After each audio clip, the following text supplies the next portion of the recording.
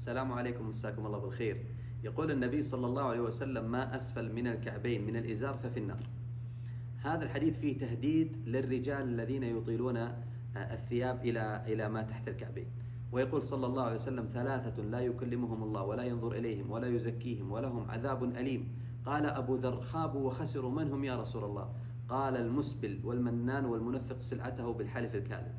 الإسبال يا إخوة من المحرمات، وهذا الحديث والذي قبله دليل واضح على أن الإسبال محرم. فما يصلح يا أخواني سانتي واحد يخليك ترد على النار يوم القيامة، يدخلك النار سانتي واحد.